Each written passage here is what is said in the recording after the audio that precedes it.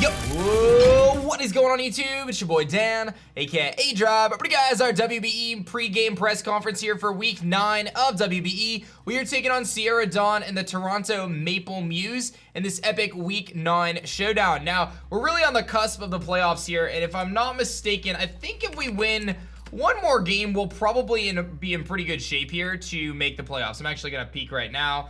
Yeah, it's looking like if we win one more game, we will actually clinch playoffs. If we lose, if we lose 2 more games, it's gonna be a little closer, but I think we're actually in really good shape to make playoffs here at this point in time, but we gotta pick up a W. For those who don't know, I'm actually in the middle of moving right now. In fact, I'm actually sleeping at my other house. I'm not even in this house anymore. I'm just here to battle and do one final stream probably.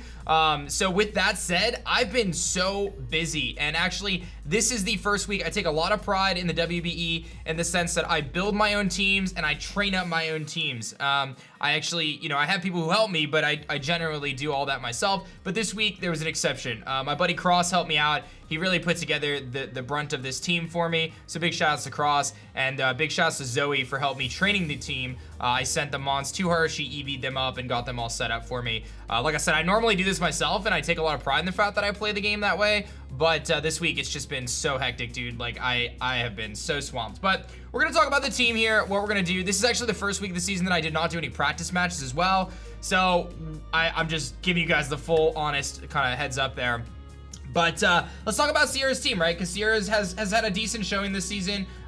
She's 3-5, so she's actually played pretty well, all things considered, and this is her first time kind of playing this. So, I wish I had more time to prepare, but it's just how it is. So let's talk about her team. And if you guys enjoyed this video, be sure to like the video, and of course subscribe if you guys are new. Obviously, we just have a few battles left, 2 more weeks left in the season. So she's got G-Max Cinderace, which is obviously a massive threat, right? It's got that super power ball thing. It doesn't change the weather, which is good, but because of Libero, it could change its typing, so you have to be very mindful of what type it's gonna be. She's also got Clefairy, which is a premier redirect Pokemon. Clefairy can wiggle its little finger and redirect much like our Togekiss can, but it also has a really cool move in After You, or After Me, I think it is, which allows it to, under Trick Room scenario, like let's say I set up Trick Room, Clefairy's so slow, so it actually can have its ally attack after Clefairy, and since Clefairy's so slow, really good combination there. Draco Zolt is the next Pokemon. Obviously, Draco Zolt with Hustle, Life Orb, or just Hustle in general, deals so much damage with its electric type moves. Talonflame, another fire type, but Cinderace doesn't really count as a fire type because of what it does. Talonflame, of course, has that priority Tailwind, otherwise just hits incredibly hard with those fire type moves. Bisharp, Dark and Steel type Pokemon, very powerful, obviously. Blastoise, another threat. Obviously, we know what Blastoise does. It can Shell Smash and deal some massive damage. Ditto, of course, known for transforming, but it has to transform directly across from it. Trevenant, which is her Trick Room setter. Trevenant, of course, Grass and Ghost. Very difficult to deal with in this match, and I do think there's a chance that Trevenant comes as a counter Trick Room Pokemon. It's very good against my Bronzong, and it can deal some decent damage to some of my Trick Room threats, but it also has kind of a weird matchup against Togekiss and the Hail Core and Turtonator, right? So things to keep in mind there. Ferroseed, a very bulky grass and steel-type Pokemon, of course, carrying an Eviolite most likely. Krokorok, which can have Intimidator, Moxie. I don't anticipate too many issues with Krokorok. And then Weezing. A lot of people forget that Weezing actually gets neutralizing gas in this game. Not the Galarian one, she has the regular Weezing, and it does have neutralizing gas. So some things to note there. In terms of the 6 I think she's gonna bring, Clefairy, Dracozolt, Cinderace, I feel like are definitely brings. I think Trevenant has to come as a counter Trick Room Pokemon. I really see Blastoise potentially being a threat. I could also see Weezing coming, because Weezing does get things like Heat Wave and stuff that can deal some pretty good damage to our kind of Hail Core and stuff like that. Also, it gets rid of Slush Rush on Sand Slash and things like that. So, some of our Pokemon really rely on their abilities, others do not, so things to make note of. If I see Weezing on Team Preview, we just have to be really smart about how we play around it, because, one wrong switch, we make we assume our abilities are going to work, and then all of a sudden they don't. That could be very problematic. So, let's talk about what I'm going to bring and why I'm going to bring it and everything in between. So we're going to kick things off here with Togekiss. Togekiss is rocking the Babiri Berry. It's got Dazzling Gleam Thunder Wave, actually. Follow Me Protect. I love having Protect on the defensive variant. This is a very, very bulky Togekiss, by the way, physically defensive. It's really designed to take on the Cinderace, right? It can live on max Steel Spike, obviously tank that because of the Babiri Berry, kind of force a second attack, which could be really useful for us. So really designed to kind of take on that Cinderace. It's also there to kind of slow some things down. It can take a hit from the Bisharp, of course, and obviously just redirect those attacks away, allowing me to either potentially set Trick Room or whatever it may be.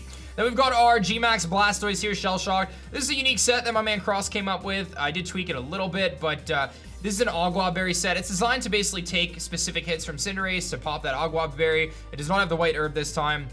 Water Spout, Blizzard, Dark Pulse. I think if I can get a Shell Smash up, this thing can be incredibly powerful against Sierra's team. Just because, you know, when I look at her team, there's not really a ton that wants to switch into Blastoise. Just in general, like, it's, you know, going for max Cannonades can do a lot of damage, and that residual chip is going to be huge. I did throw Dark Pulse on there. I think the original build had Fake Out, but I decided to rock Dark Pulse because that allows him to hit the specifically the opponent's Blastoise a little bit better. One of the cool things about this team is we're actually bringing Lightning Rod Rhyperior. So the logic here is Togekiss Blastoise is a great lead, and it's a really good matchup against most things, especially with spread damage, Water Spout after a Shell Smash. But Rhyperior here has the Lightning Rod. So in the instance of that Dracozolt Dynamaxing turn 1, trying to take on Blastoise or Togekiss, we can switch out the Togekiss, switch into Rhyperior, absorb that Lightning Rod that might be headed towards Blastoise, and then really render that Dracozolt somewhat useless, right? It can still have some other moves like Max Quake, Max Steel Spike, Max Wormwind, and so on and so forth, but the reality of it is if Blastoise is sitting there and it's sitting at +1 or whatever it may be, you know, Dracozolt isn't dealing nearly as much damage, and of course we'll be able to deal some serious spread damage ourselves with just that. So it's looking pretty strong there with the Blastoise, of course. We've got Sandslash coming. There's a really unique setup here where we kind of lead Sandslash plus Ninetales and actually go for Max Ooze to boost the special attack of Ninetales, so some cool stuff there. We've got the Assault Vest, and that's really primarily a way for us to deal with that Blastoise, because my opponent's Blastoise can be a little bit tricky for us to deal with, so we really want to be prepared for that. Otherwise, Earthquake, Iron Head, and then Triple Axle. Triple Axle plus Hail actually is a way to knock out the Talonflame, and we have that as an option too, but primarily, like I said, Max Ooze is a really cool strategy. We've got Emma Frost, or Ninetales, which again goes hand in hand with Sandslash, setting up that Hail. The Hail is really nice too, because there are some instances where, you know, Blastoise plus Ninetales can do a lot of damage with Blizzards. We also got the Aurora Veil, which can be really good for a late game kind of scenario. And then we've got the Freeze Dry there, which is again for Blastoise. And then last but most certainly not least is going to be our Bronzong. Bronzong's got that Oka Berry. That's going to allow us to take those fire type moves a little bit better. We've got Levitate, so I can kind of dodge the Rhyperior's Earthquakes, and Bulldoze is there to activate the weakness policy on that Rhyperior. We obviously can't. We have to hit a spread move because of the threat of Clefairy going for Follow Me, so some cool stuff there. And then Trick Room, Protect, pretty straightforward stuff there for Bronzong, who very rarely carries Protect, but this week we have it. I've got Psychic on there as well for the Wheezing, just because I felt like it was really imperative that we had some way to kind of deal with that. There was a lot of ways we could have gone. I thought Turtonator really had a decent matchup in this one, especially in a Trick Room, but you know, she does have a pretty solid team against Trick Room, so in some regards, right? Like in some ways, Turtonator kind of runs through, other ways it doesn't. She's gonna have to prepare for Turtonator no matter what, because it does have a really good matchup, but I think Rhyperior just has an incredible matchup, right? When you look at Dracozolt, Talonflame, Cinderace, and Bisharp, Rhyperior just absolutely wrecks them, which is why I feel like she almost has to bring Blastoise plus Trevenant. But we'll see what happens, and that's, you know, that's where kind of Rhyperior's attacks come in handy, right? Having Earthquake and some spread damage there and things of that nature, and you know, some pretty cool stuff. So I'm actually gonna run some calcs of my own. I have a few minutes before the battle starts, so I may make some small tweaks before the actual battle takes place, but I'm feeling like this is gonna be our team to rock with. So you know, hopefully things will go well for us. Obviously, like I said, things are just gonna be crazy as I'm in the middle of a move, so thank you guys for your patience in that scenario. And that's gonna be that, guys. So thank you guys so much for watching our team builder. I'd appreciate the support this week. Hit that like button, subscribe if you guys are new, and I will see you guys on the next battle, which is gonna go up tomorrow morning, so that's exciting. I'll see you guys there. Peace. If you enjoyed this video, I'm sure you're gonna love this video. However, YouTube thinks that you're gonna like this video, so check out one of the two videos and have yourself an awesome day. Peace.